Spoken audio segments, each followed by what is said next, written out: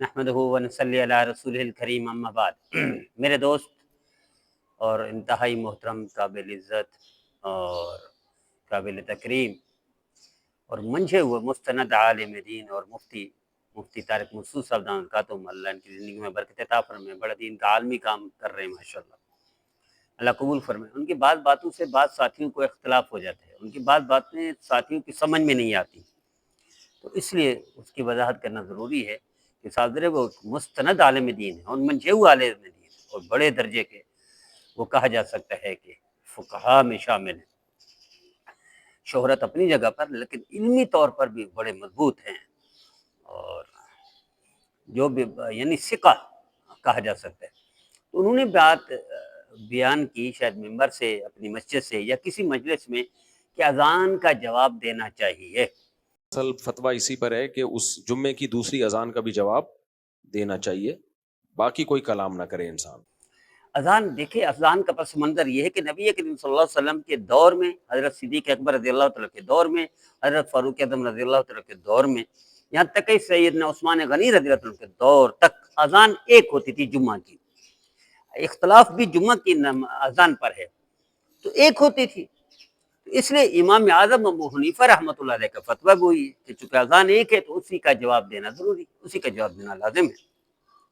اب سیدنا عثمان غنی رضی اللہ عنہ صاحب دے پہلے مجمع کم تھا، پھر بڑھتا گیا، پہلے ایک ملک تھا، پھر دوسرا، پھر تیسرا، پھر چوتھا،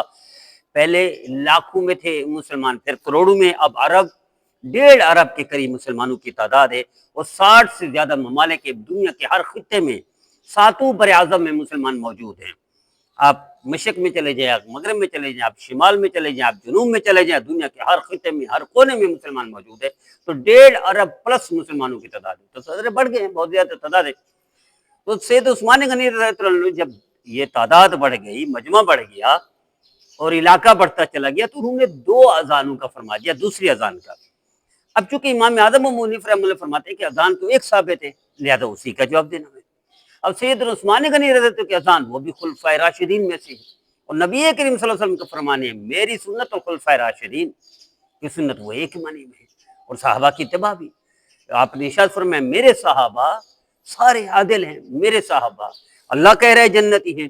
اور میرے صحابہ میں سے کسی بھی پیروی کرو گے تو کامیاب ہو جاؤ گے۔ تو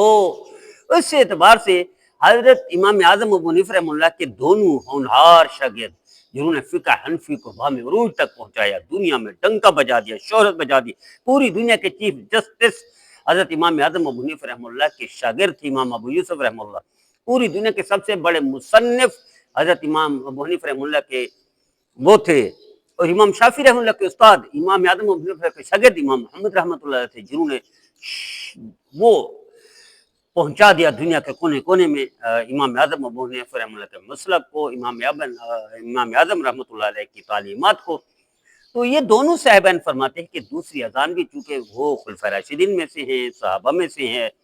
اور جنتی صحابہ ہیں، اور ان کا ذکر بھی وہ ہے، قابل تقلید ہے، لائق عمل ہے، اور اسی طرح ہے جیسے سنت پر عمل، اسی طرح ہے جیسے نبی کریم صلی اللہ علیہ وسلم کی فرما برداری، لہذا اس اذان کا جواب دینا بھی چاہیے۔ اب یہاں اختلاف یہ ہے کہ امام حضرت میرے محترم دوست مفتی طارق مسعود صاحب فرماتے ہیں اذان کا جواب جانتے، اور اختلاف بھی اسی پر ہے کہ دوسری اذان کا جواب دیں، کیسے دیں؟ تو اکثر فقہا فرماتے ہیں دل سے دیں، دل میں، زبان سے نہیں، زبان سے صرف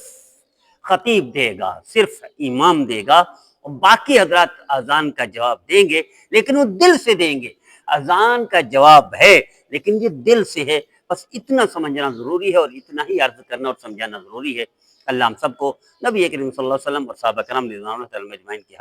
ساری تعلیمات 100% عمل کرنے کی توفیق عطا فرمائے، اور اللہ امت محمد میں اتفاق اتحاد عطا فرمائے۔